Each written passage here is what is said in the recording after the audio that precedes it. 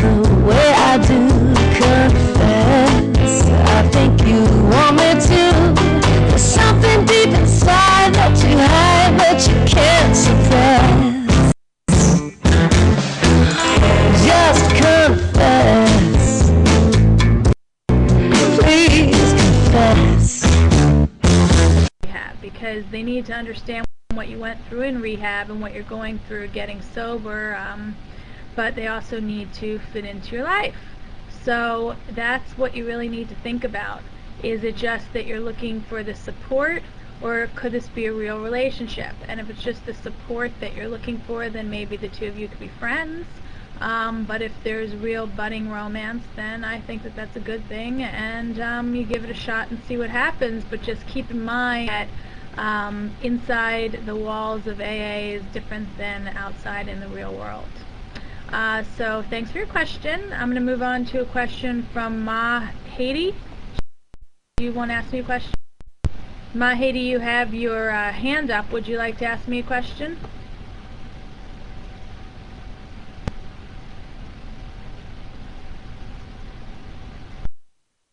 Okay, well, in the meantime, I think Weezer's trying to ask a question.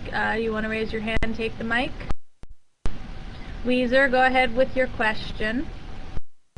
Okay, well, while y'all are finding your mic, take another emailed in question, and see what we have. Hey Samantha, I have a question from Jillian from Florida. She says, my husband and I fight all the time, and I'm afraid we're affecting our kids. Do you think it would be better for us to split up so they see us happy, or to keep the united front? Well, thanks for writing in from Florida. You know, it's funny because, it's not funny, but when people are in a marriage and they're fighting all the time, they get caught in this situation where they think to themselves that their kids would be better off if they stay together than if they are apart. But the thing is that kids are really intuitive, and kids feel and sense when their parents aren't getting along. So I think a lot of times parents think, well, it's better for the kid to see both of the people in the house taking care of them, rather than one person being one place, one person being another place. But if the two people are living in the same household, the parents, but the parents aren't talking to each other, and when they do talk to each other, all they do is fight, then that's no good either, because kids don't like that. They feel uncomfortable, they start thinking that it's their fault, they are really unhappy when they see their parents fighting. So I think that you have to keep that in mind. And you know, unfortunately in our society today, 60% of all married couples get divorced, and so kids are used to divorce. Even if they haven't had it in their home yet, they've got friends in school whose parents are divorced, they've done play dates and slept over people's homes that have divorced parents, so they know that it's kind of normal, and they know that they can make through it. So you really have to think about your relationship and what's better overall, what would be more healthy for you and your husband, and what would be healthier for you and your kids. Okay, so now I'm going to take a question from Seaham, please.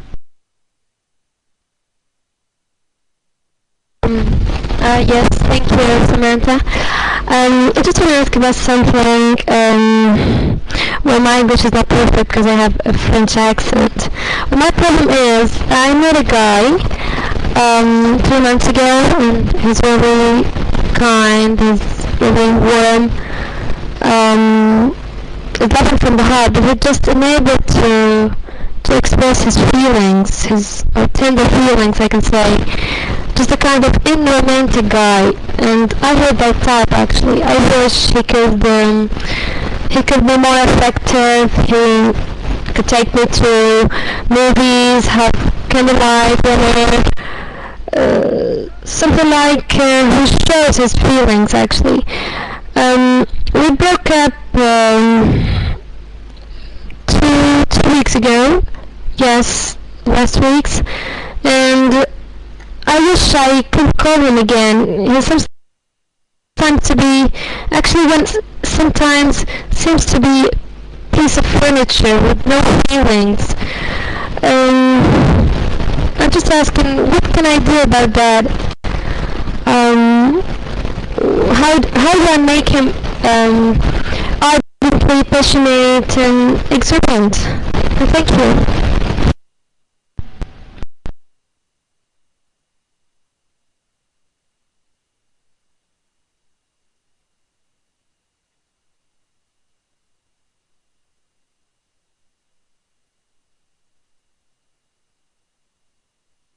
I'm sorry, we can't hear you, Samantha. Can you hear me now? So I just was saying thank you for your question and your comment. The thing is that a lot of men are actually not as affectionate as women are, and women get disappointed because they love affection and men just aren't as into it. So I think that it's a shame, because what men don't seem to understand is that they could do the littlest thing to be affectionate or to be romantic, and a woman would be so happy, because that's all that she wants. She just wants to see a little effort and a little affection. But I think that men get scared because they think that a woman needs so much more, that he needs to do these grandiose gestures to make her feel like he's being affectionate and he's being romantic. So there's this disconnect where the man thinks he has to do so much and the woman just wants a little something.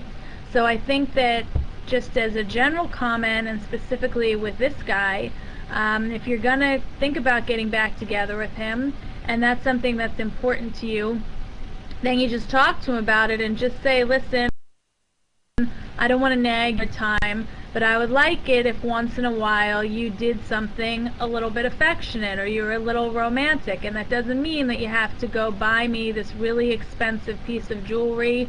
It might just mean that you bring me one red rose, or maybe you plan a special dinner, or maybe send me an e-card. Something to let you know, something little, so he thinks to himself, oh, that's not so bad, that's not so much pressure, maybe I can handle that. You know, I think that if you let him know that you're not expecting as much, then maybe he'll try. I think that when he's scared that he can't live up to your expectations, then a lot of times guys will just say, you know what, I'm not going to do anything at all, because regardless of what I do, she's not going to like it. So I think that, like Metro once said, you know, you need to communicate with your guy and let him know what it is you want and what's, you know, works and doesn't work for you. So give it a shot and come back and join us again. I think you have a follow-up comment if you want to take.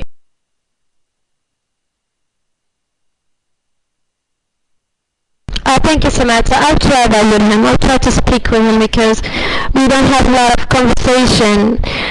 No, I'm not from Iraq, I'm from France. Thank you so much, Samantha. So I have some other questions. I saw some other hands are up. Weezer, did you find out how to get the mic?